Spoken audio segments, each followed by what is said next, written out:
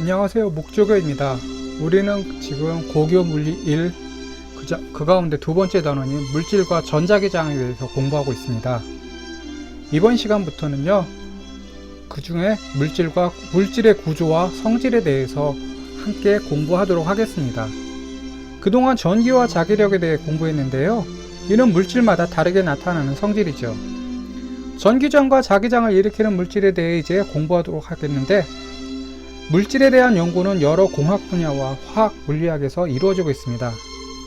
물질의 성질을 연구해서 어떤 필요한 물질을 찾거나 아니면 물질을 합성해 제조하고 있는데, 여기서는 에너지 관점에서 물질의 구조와 성질을 공부하도록 하겠습니다. 물체를 잘게 쪼개면 분자에 이르고 분자를 더 분해하면 원자에 다다른다는 것은 이미 우리 상식으로 알고 있습니다. 물질을 구성하는 단위인 원자가 어떻게 구성되어 있는지 먼저 원자의 구조와 에너지 띠 이론과 물질의 전도성에서 공부하고요. 반도체의 구성과 물질에 대해서 살펴보도록 하겠습니다. 초전도체와 현대정보통신에 활용되는 소재에 대해 짚어볼 텐데요. 현대 과학기술에서 사용되는 신소재는 지금 끊임없이 개발되고 있습니다. 지금 이 내용을 공부하는 순간에도 새로운 물질들이 나오고 있고, 우리가 공부하는 소재들은 이제 더 이상 신소재가 아닐 것입니다. 그만큼 과학기술은 이제 빠르게 발전하고 있는 거죠.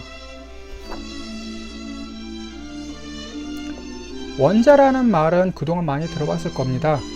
원자는 원자핵과 전자로 구성되어 있고, 원자핵은 또 양성자와 중성자로 이루어져 있다는 것은 이제 우리가 상식으로 이제 알고 있는 사실이죠. 하지만 옛날 사람들은 그렇게 생각을 못했습니다. 지금은 중고등학생들도 원자의 구성에 대해 거침없이 말하고 있지만, 과거에는 이런 지식이 없었고, 그래서 많은 과학자들이 끊임없는 노력으로 원자의 모습을 연구하고 밝혀냈습니다. 다른 과학 지식과 마찬가지로 원자에 대한 개념은 철학에서 비롯됐습니다. 고대 그리스 철학자인 데모크리토스는요, 모든 물질은 원자라는 매우 작은 입자로 구성되어 있다고 제안을 했습니다. 이는 어떤 과학적 실험이나 관찰에 의해서 얻은 결론이라기보다는 철학적인 관점에서 이런 제안을 한 겁니다. 그랬다가 영국의 화학자인 돌턴은 그리스의 원자론을 다시 부활시켜가지고 단순한 구형 형태를 한 원자 모형을 제시를 했습니다. 그러니까 돌턴은 이제 고대 그리스의 원자론을 다시 부활시켰는데, 그는 이제 원자는 이제 구 형태로, 이제 공의 형태로 되어 있다, 이 정도만 이제 제시를 한 거죠. 그랬다가 영국의 물리학자인 J.J. 톰슨이 최초로 원자 구성 입자인 전자를 발견했습니다. 이때가 1897년이었고요.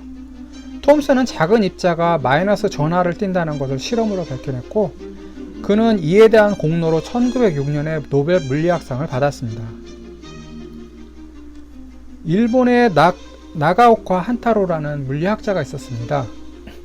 그는 토성 고리 모형을 이제 원자 모형으로 제안을 했는데요. 플러스 전하가 중앙에 있고 그 주위를 전자가 돌고 있다는 거죠.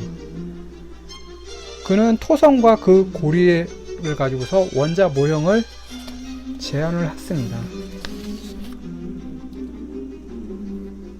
러더퍼드의 금박 실험이라는 유명한 실험이 있는데요. 영국의 물리학자인 러더퍼드는 헬륨 핵 입자인 알파 입자를 금으로 만든 얇은 박이죠. 금박에 쏘았는데, 대전 입자 일부는 큰 각도로 진행 방향이 휘어지고 어떤 것은 거의 되튀어나온다는 것을 확인했습니다. 그러니까 헬륨 핵 입자를 얇은 금에다 이렇게 쐈는데 대부분은 그 금박을 이제 통과했습니다. 근데 일부분이 이제 휘어져서 이제 일직선이 아닌 옆에서 이제 나타났고, 어떤 것은 거의 되튀다시피 했는데요. 그는 원자 중심에 양으로 된 대전된 입자가 있다고 생각을 했고요. 그 중심에는 이제 핵이 있다고 그는 생각을 했습니다. 그래서 그는 러더퍼드 원자 모형을 제안을 했는데, 그가 제안한 원자 모형은요, 원자 중심의 원자 질량 대부분을 차지하는 원자 핵이 있고, 그 주변을 전자가 전기력에 의해 회전한다고 봤습니다. 또 원자 내부 대부분의 공간은 비어 있고요. 그가 제안한 원자 모형은 태양계 모형과 비슷합니다. 그러니까 마치 행성이 태양 주위를 돌고 있는 것처럼 원자 모형도 원자 핵이 있고 그 주위를 이제 행성이 태양 주위를 돌듯이 전자가 원자 핵 주위를 돈다라는 거죠. 우리가 원자라고 하면은 먼저 떠오르는 의미는 영국의 물리학자인 러더퍼드가 고안한 모델입니다. 러더퍼드가 금박 실험을 통해서 원자 핵의 존재를 발견했을 때가 1911년이었고요. 이거는 지금으로부터 100년이 조금 넘은 시점이죠. 이처럼 원자의 존재가 규명된 거, 그러니까 원자 안에 전자가 있고 그 다음에 원자 핵이 있다라고 밝혀진 것은 한 100여 년 전, 불과 100여 년 전의 일입니다. 원자의 구조와 특성에 대해서 살펴보기 전에 우리 한번 스펙트럼에 대해서 공부하도록 하겠습니다. 과거 뉴턴은 프리즘을 통해서 태양빛을 7가지 색으로 되어 있다는 것을 실험을 통해서 밝혀냈습니다. 태양빛은 빨간색부터 보라색까지 색깔이 연속적으로 나타내는 스펙트럼을 보여주고 있는데요. 높은 온도의 고체나 액체에서 나오는 빛의 스펙트럼에는 여러가지 파장의 빛이 연이어 나타납니다. 방정관 속에 네온이나 수소와 같은 기체를 넣고 높은 전압을 걸어주면요, 기체에 따라 고유한 색깔의 빛을 냅니다. 백열 등의 스펙트럼은 무지개처럼 여러가지 색이 연속적으로 나타나는데, 수은이나 네온과 같은 기체의 스펙트럼에서는 밝은 색선이 띄엄띄엄 나타납니다. 이를 우리는 선 스펙트럼이라고 해요. 모든 원소에는 고유한 선 스펙트럼이 있는데, 어떤 물질의 선 스펙트럼을 분석하면 그 물질을 구성하는 원소의 종류를 알 수 있게 됩니다. 실험실에서 우리가 다양한 원소들의 선 스펙트럼을 조사한 다음에 미지의 물질이나 미지의 원소의 스펙트럼과 비교를 하면요, 실험실에서 우리가 얻은 선 스펙트럼과 미지의 물질에서 나온 선 스펙트럼을 비교해 가지고 물질의 정체를 밝혀냅니다. 이건 비단 미지의 물질, 그러니까 지구상에 있는 물질뿐만 아니라 우주에서 지구를 향해 오는 빛을 분석해 가지고 그 빛이 어떤 성질을 띠고 있는가, 즉 그 빛의 정체, 빛을 내는 물질은 어떤 물질인가, 그것도 우리는 실험실에서 이제 계속 하나하나 조사한 선 스펙트럼을 가지고 그것과 비교해서 우리는 밝혀냅니다. 선 스펙트럼은 기체가 갖고 있는 특정 파장의 빛을 내보낸다고 해서 방출 스펙트럼이라고 합니다. 태양빛을 프리즘에 통과시키면 7가지 무지개색이 연속적으로 나타난다거나 우리는 알고 있죠. 태양빛의 스펙트럼을 조사하면 근데 군데군데 검은색 선이 나타납니다. 이는 백색광인 태양빛이 어떤 기체를 통과하면서 일어나는 현상인데, 그래서 이렇게 어떤 기체를 통과하고서 나타난 스펙트럼을 우리는 흡수 스펙트럼이라고 합니다. 흡수 스펙트럼이 나오는 이유는 백색광을 어떤 기체에 통과시키면 그 기체는 특정 파장의 빛을 흡수하기 때문입니다. 기체는 자기가 내는 파장의 빛을 흡수하는데요, 검은 선이 있는 흡수 스펙트럼을 조사하면 백색광이 어느 기체를 통과해서 어떤 파장의 빛을 흡수당했는지 분석할 수가 있는 거죠. 태양광의 흡수 스펙트럼을 분석하면 수소 스펙트럼에 있는 밝은색 선이 검은 선으로 표시됨을 확인할 수 있는데, 이는 백색광이 수소 기체를 통과했다는 것을 의미합니다. 태양 주변에 수소 기체가 있다는 것은 실험실에서 확인할 수가 있는데, 이것은 조금 전에 말한 것처럼 실험실에서 다양한 원소들의 선 스펙트럼을 조사해서 그것과 여기에 태양광이나 우주에서 온 빛의 흡수 스펙트럼을 비교해서 어떤 부분에서 검은 선이 나타났느냐, 이걸 가지고 우리는 그 항성 주변에, 태양 주변에 어떤 기체가 있는가, 또는 어떤 별에서의 흡수 스펙트럼을 조사해서 별 표면에 어떤 기체가 있는가 라는 것을 우리는 파악할 수가 있는 거죠.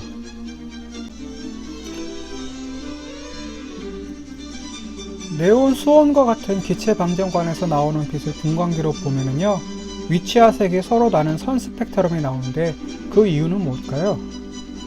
이는 기체 내부에 어떤 변화가 있기 때문인데요. 원자의 스펙트럼을 분석해서 원자의 내부를 우리는 추측할 수가 있습니다. 닐스 보어라는 덴마크 과학자가 있습니다. 닐스 보어는 원자 중심에 있는 원자 핵을 중심으로 전자가 돌고 있고 전자는 특정 구에 대해서 원운동한다는 원자 모형을 제안했습니다. 이전에 러더퍼드 역시 원자 핵이 있고 주변을 태양계의 중심을 행성이 돌듯이 전자가 핵 주위를 원운동한다고 봤는데, 보어는 이 이론을 러더퍼드의 원자 모형을 발전시켜서 전자가 특정 궤도에서만 원운동하는데, 원운동하는 궤도 반지름은 원자핵에서 가까운 부터 m = 1, 2, 3의 정수로 나타난다고 봤습니다. 우리는 이때 정수 m을 양자수라고 하는데요. 전자는 각 양자수와 관련된 특정한 에너지 값만 갖게 됩니다. 전자는 각 양자수와 관련된 특정한 궤도에만 있을 수 있기 때문에 전자는 양자수와 관련된 특정한 에너지 값만 갖게 됩니다. 이때 우리는 에너지 준위라는 개념을 도입을 하는데요. 에너지 준위가 뭐냐면 가장 낮은 에너지 상태부터 단계적으로 나열된 에너지 값을 말합니다. 양자수 n의 값에 따라 불연속적인 값을 갖습니다. 그래서 에너지 준위란 뭐냐면 가장 낮은 에너지 상태부터 단계적으로 나열한 에너지 값을 말합니다. 또 양자수 n의 값에 따라 불연속적인 값을 갖고요. 가장 낮은 에너지 상태는 바닥 상태라고 우리가 말을 하는데, 이것은 양자수 n이 1인 경우를 말하고요. 양자수 n이 1보다 큰 경우는 우리는 들뜬 상태라고 말합니다. 우리가 일상생활에서 무언가 이동하는 것을 전이라고 하죠. 예를 들어서 암세포가 퍼져서 신체 다른 곳에서 암세포가 나타나면은 암세포가 전이 됐다고 얘기하는 식으로 말이죠. 물리에서는 전자가 에너지 준위 사이를 이동하는 것을 우리는 전이라고 합니다. 그림에서처럼 전자가 E1에서 E2로 이동하거나 반대로 E2 상태에서 E1 상태로 이동하는 것을 우리는 또 전이라고 합니다. 전자가 바닥 상태인 E1에서 E2로 전이하거나 반대로 E2에서 E1으로 전이할 때 전자는 에너지를 흡수하거나 방출합니다. 흡수하거나 방출하는 에너지 크기는 E1과 E2 사이의 에너지 차이만큼입니다. 전자가 에너지를 흡수해서 들뜬 상태 에너지 준위에 머물게 되면은 전자는 에너지를 방출해서 안정된 상태로 전이하려고 합니다. 불안정한 상태에 있던 물질이 안정된 상태로 가려는 것은 자연의 이치인데, 원자를 구성하고 있는 전자도 예외는 아닌 거죠. 전자가 에너지를 방출할 때 나오는 빛의 에너지 진동수 F는 하 F는 En-2m에서 m이라는 이 식에서 얻을 수가 있습니다. 이 n 상태에 있던 전자가 이 m 상태로 전이를 하면요, 두 상태의 에너지 차이만큼 에너지가 빛의 형태로 방출됩니다. 그 에너지는 하와 진동수 F의 곱으로 나타나는데, 그래서 하는 플랑크 상수라고 합니다. 이때 플랑크 상수의 값은 6.63 곱하기 10의 마이너스 34승입니다. 매우 작은 값이죠. 근데 지금 제가 계속 알파벳 h를 하라고 말하고 있는데, 우리는 플랑크 상수를 하라고 h라고 하는 대신에 하라고 말합니다. 이것은 이제 독일어를 배우신 분들은 알겠지만 알파벳을 말할 때 h를 독일어에서는 하라고 말하거든요. 그래서 이 플랑크 상수 하는 양자 물리학에 열었습니다. 양자 물리학을 여는데 큰 공로를 하게 됩니다. 양자화가 됐다는 말은 에너지가 연속적으로 분포하지 않는다는 뜻인데요. 에너지가 띄엄띄엄 나타나는데 플랑크 상수만큼 띄엄띄엄 나타납니다. 그러니까 플랑크 상수의 정수배로요. 조금 전에 양자수 n = 1, 2, 3 이렇게 말했듯이 플랑크 상수의 정수배만큼 띄엄띄엄 나타납니다. 플랑크 상수 곱하기 진동수만큼 에너지가 방출되거나 흡수된다는 모형은 원자가 방출하는 선 스펙트럼이 나오는 이유를 잘 설명해 준다고 합니다.